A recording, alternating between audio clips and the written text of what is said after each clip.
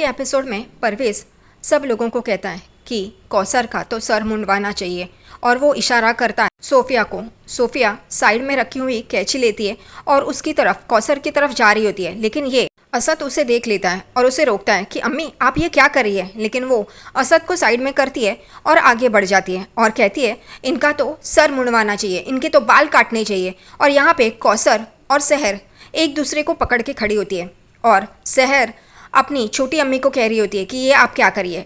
कौसर भी कह रही होती है कि सोफिया तुम ये क्या कर रही हो, लेकिन सोफिया थोड़ी ना सुनने वाली है। वो कैंची लेती है और कौसर के बाल पकड़ती है और बाकी की औरतें भी सोफिया की मदद के लिए आ जाती है। वो कौसर और सहर को अलग करती है। कुछ औरतें सहर को पकड़ के रखती है और कुछ औरतें कौसर को पकड़ती है।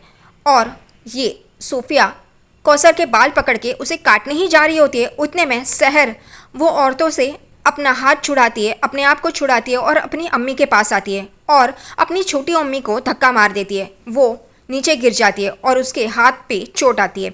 यहाँ पे सहर और कौसर एक दूसरे के साथ डट के खड़े होते हैं। कौसर सहर के पीछे खड़ी हो जाती है क्योंकि वो सहमी हुई है उसके साथ जो भी हादसा हो रहा है इस वजह से। ये सब कुछ दादा हुजूर और हैदर को पसंद तो नहीं आ रहा है, उनकी शक्ल पे दिखाई दे रहा है, लेकिन अब क्या करें, उनके खिलाफ ये दोनों जा रही है तो वो भी चुप है।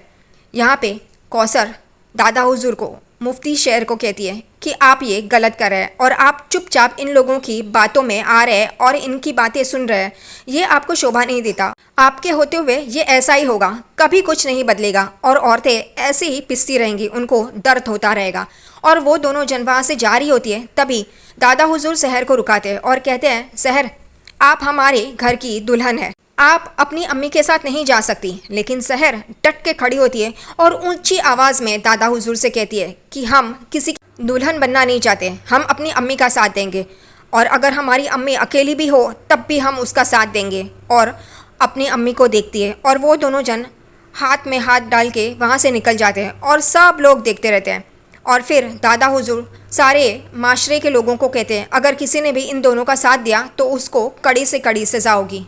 यहाँ पे माहिद उस जगह पे आता है लेकिन वहाँ पे कोई भी नहीं होता। वो एक आदमी से जो काम कर रहा है उसे पूछता है कि सारे लोग कहाँ गए, तो वो आदमी कहता है सब लोग जश्न मनाने के लिए चले गए वहाँ से। माहिद भी वहाँ से जा ही रहा होता है, उतने में उसे आवाज़ आती है कि बड़ी अम्मी के बाल काटने वाले थे वो लोग। माहिद पीछे मुड़ के देखता है तो असद सारी बातें माहिद को बता देता है क्योंकि माहिद पूछता है यहाँ पे क्या क्या हुआ मुझे बताओ, और असद उसे सारी बातें बता देता है, बड़ी अम्मी और सहर के साथ क्या क्या हुआ है और उनके दादा हुजूर ने क्या किया है। यहाँ पे दूसरी तरफ सहर और कौसर रास्ते पे से चल रही होती है, धूप बहुत होती है और उन्हें कहाँ जाना है ये भी उन्हें पता नहीं है क्योंकि अगर किसी ने भी उन्हें पनाह दी या उनकी मदद की तो उन्हें सज़ा मिलेगी, ऐसे कौसर कहती है। सहर कहती है कि हम बरकत बी के पास नहीं जा सकते, लेकिन कौसर कहती है नहीं वो बेचारी औरत है और उनकी फैक्ट्री भी है तो उन्हें सज़ा मिल सकती है हमारी वजह से और हम नहीं चाहते।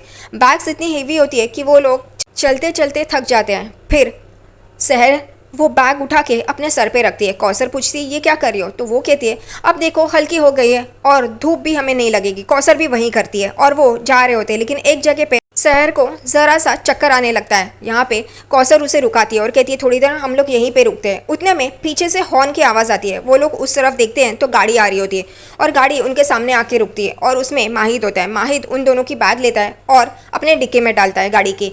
यहाँ पे माहिद कहता है आप दोनों हमारे साथ चलेंगी। कौसर कश्मकश में होती है, लेकिन माहिद कहता है आपके साथ जो भी हुआ है उसका बदला हम लेंगे और आप फिक्र मत कीजिए, जो लोग वहाँ पे खड़े थे वो लोग आपसे माफ़ी मांगेंगे, ये हमारा वादा है। पहले हम आपको महफूज जगह पे रखेंगे, उसके बाद हम आपके बेइज्जती का बदला लेंगे। यहाँ पे सहर भी कहती है हाँ अम्मी माहिद से ही कह रहे हैं चलिए, और वो दोनों जन गाड़ी में बैठती है। यहाँ पे हैदर को लेके फूफी जान दादा हुजूर के कमरे में जा रही हो। हैदर अपनी अम्मी से पूछता है हम लोग कहाँ जा रहे हैं, वो कहती है कि अब्बू से मिलने। वो कहता है कि उनका पारा अभी भी चढ़ा हुआ है, क्यों आप उन्हें तकलीफ़ देना चाहती है, वो कुछ भी सुनने की हालत में नहीं है। लेकिन फूफी जान कहाँ मानने वाली है, वो कहती है यही हालत है जहाँ पे उनसे बात की जा सकती है और उनको मनवाया जा सकता है, तुम्हें मुफ्ती शहर बनना है या नहीं, चलो मेरे साथ। और वो हैदर को लेके दादा हुजूर के कमरे में चली जाती है। दादा हुजूर नमाज पढ़ रहे होते हैं, वो लोग रुकते हैं। फिर यहाँ पे हुस्ना शुरू हो जाती कि आज हमने सुना क्या हुआ है। यहाँ पे दादा हुजूर कहते हैं हम नहीं इस पे बात करना चाहते, लेकिन हुस्ना थोड़ी ना रुकने वाली है, वो तो शुरू ही हो जाती है और हैदर इन दोनों को देख रहा होता है। दूसरी तरफ गाड़ी में कौसर और सहर बैठे होते हैं और माहिद गाड़ी चला रहा होता है। माहिद का ध्यान तो शहर की तरफ ही होता है पीछे। फिर वो एक जगह पे गाड़ी रुकाता है। कौसर कहती है गाड़ी क्यों रुकाई, तो वो कहता है 1 मिनट, और डिक्की से 2 बॉटल्स निकालता है। उन दोनों को पीने के लिए पानी देता है। वो कहता है आप लोग धूप में थी ना, तो ये लीजिए पानी पीजिए, और वो दोनों जन पानी पीने के लिए बॉटल लेते हैं। माहिद शहर का हाथ उस वक्त पकड़ता है और उसे तसल्ली दे रहा होता है। शहर को भी समझ में आता है वो है ऐसा वो कह रहा है। यहाँ पे दूसरी तरफ फूफी जान दादा हुजूर को कह रही होती है कि हमें तो पहले ही पता था कि शहर ऐसी होगी, इसलिए तो हम रोक रहे थे आपको उसको इस घर में लाने के लिए, लेकिन आपका ही फैसला था कि शहर माहिद के लिए सही होगी, इस घर के लिए सही होगी। यहाँ पे दादा हुजूर कहते हैं कि उसने माहिद को अच्छी तरह से काबू में रहना सिखाया था, इस वजह से हमें लगा कि, तभी फूफी जान कहती है आपको ऐसा कैसे लगा, वो माहिद को अपने मुट्ठी में रख रही है, आपको ये समझ में नहीं आया, माहिद तो उसके ताल पे नाच रहा है, हमें अस्पताल में अकेला छोड़ के वो उसके पास चला गया, माहिद अब उसके ताल पे नाच रहा है, आपके ताल पे नहीं, अब वो आपका पुराना वाला माहिद नहीं रहा। यहाँ पे दादा हुजूर सोच रहे होते, तभी फूफी जान तीर छोड़ती है कि आपको कोई और मुफ्ती शहर बनाना चाहिए। तभी यहाँ पे दादा हुजूर सोच रहे होते हैं, तभी वो कहते नहीं माहिद के अलावा और कोई काबिल है ही नहीं।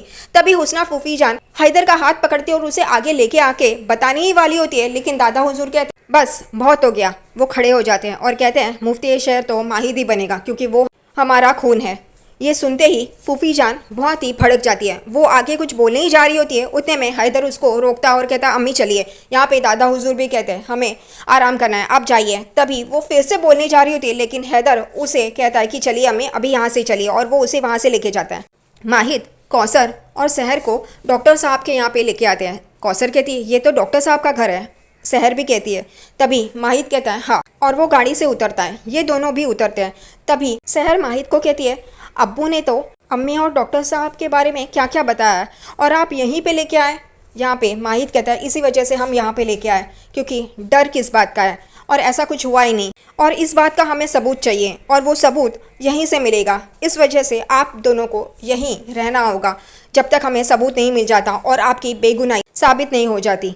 यहाँ पे शहर कहती है अम्मी माहिद सही कह रहे हैं, और वो दोनों जन माहिद के साथ चल पड़ते हैं। यहाँ पे डॉक्टर साहब अमाल को कॉल कर रहे होते हैं, लेकिन अमाल फ़ोन नहीं उठाती। फिर उसका कॉल मैसेज आता है कि हम आइसक्रीम पार्लर में हैं, हमें अच्छा नहीं लग रहा है इस वजह से। और यहाँ पे उतने में बेल बजती है। डॉक्टर साहब दरवाज़ा खोलते हैं तो माहिद कौसर और शहर वो कहते हैं माहिद मियाँ आप कौसर और शहर के साथ सब ठीक है ना।